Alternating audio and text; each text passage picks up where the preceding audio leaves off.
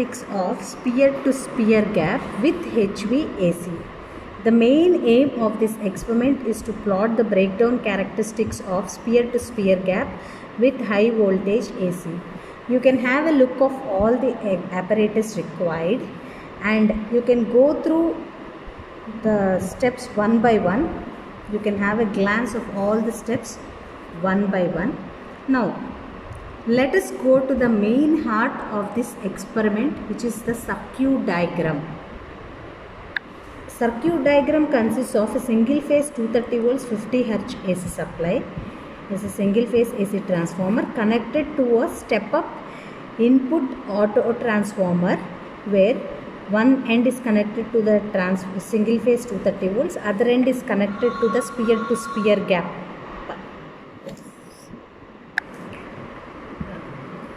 I told sphere to sphere, no? Connected to sphere gap, and you can see the ends are grounded. So we can see the control panel here, which will be shown visibly with the component connection. Now let us have a look at all the components. This is a step up input transformer. You can see the specifications of the step up input transformer. It is 230 volts. 230 volts 50 kilovolts output, 5 kVA oil coolant high voltage transformer, and this transformer is connected by a coaxial cable, and one end of the cable is directly connected through a wire to the water column resistor, and this water column resistor is used to avoid pitting, which is a very important phenomenon, and through this it is connected to the sphere gaps, two sphere gaps, and here the vernier caliper is initially measured at 0 volts. You can see it at 0 volts, such that the gap distance between the two spheres is 0. Now I have to vary this vernier caliper and make it as 10 volts and observe the difference, or the gap between the two spheres is 10 volts. I am rotating this vernier caliper to 10 mm distance, and observing the distance between the two sphere gaps is 10 mm distance. So these are the settings which you have to do before starting the experiment. Now let us see the control panel. To start with the control panel, when your door is closed, then the mains will be off. Door open means this will glow. If the door is not closed properly, this will indicate as glowing. Now it indicates that the door is closed and the experiment is ready for conduction. Press your mains on and your unit is ready. The unit is nothing but your air. Air is the dielectric medium. I have to find out the breakdown strength of this air. Now HT on, and make it as DC mode, AC mode, and your unit is ready. Now observe the voltmeter. I am varying my input voltage and observing the AC output charging voltage. You have a memory here. Through the memory you can check the voltage. Observe the spark in between the two spheres.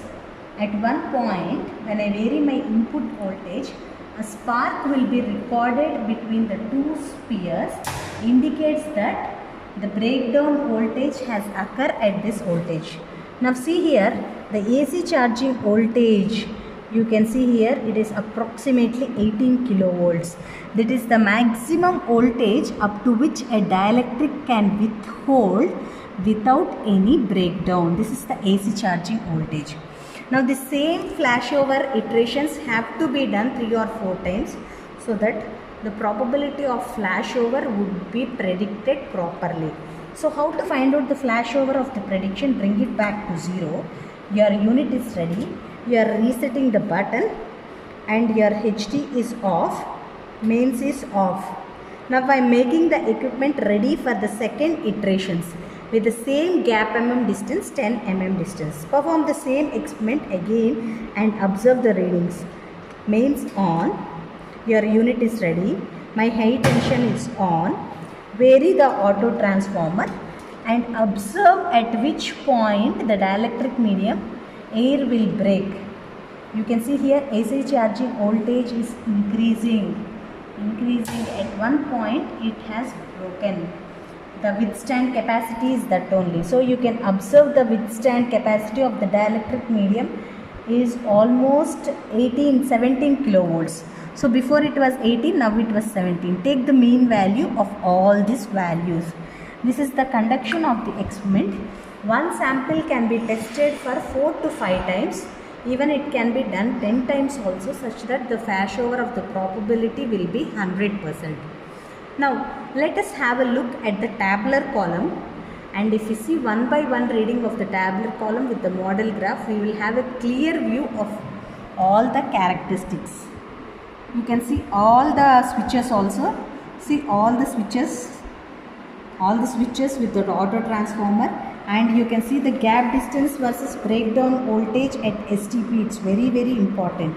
If I have set 6 mm distance, my breakdown voltage is 19.9. If I have set 8 mm distance, my breakdown voltage is 26, 10, 12, 14, 15, 20, 25.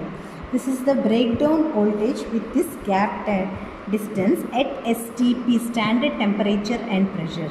This is given by a committee called as IEC, Indian Electrotechnical Commission. It's a commission which have given all the standard values for any high voltage equipment. It was given by that commission. Now in this experiment we are going to perform the breakdown voltage at RTP, room temperature and pressure. So let us have a look at the tabular column. In this tabular column, the barometric pressure, today barometric pressure is taken as 729 mm of mercury, and the barometric temperature is taken. So observe the gap distances 6, 8, 10, 12, 14. Observe the value of the breakdown voltages. Here 3 flashovers are taken, 12, 12, 12. The mean value is 12, and you have to find out the peak value of this voltage at 6 mm distance. So V in the peak equal to root 2 into V in the RMS. This is a formula which you have to see. V in the peak equal to root 2 into V in the RMS. So all these mean values have to be multiplied with root 2 to get your peak values. This is the standard values: 19.9, 26, 31, 37.4, 42.9. Now we have to calculate V actual at RTP. Now let us see the calculations. V actual at RTP equal to K into V actual at STP by H. H is the humidity factor and K is the air density correction factor. Relative air density D equal to 0.386 into P by 273 plus T. You have to note down the barometric pressure and temperature by means of a barometric aneroid barometer and temperature. You have to note down using this barometric pressure and temperature have to be noted down, and that values have to be substituted in this D. Take the values of the D corresponding to your D. Take the values of K and V actual at.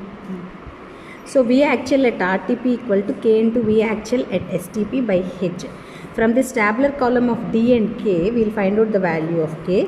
Substitute with STP and H is assumed as 1 and calculate V actual at RTP. So this value at different MMM should be calculated and taken up. So this is the tabular column which have to be done. Now let us see the model graph of this experiment.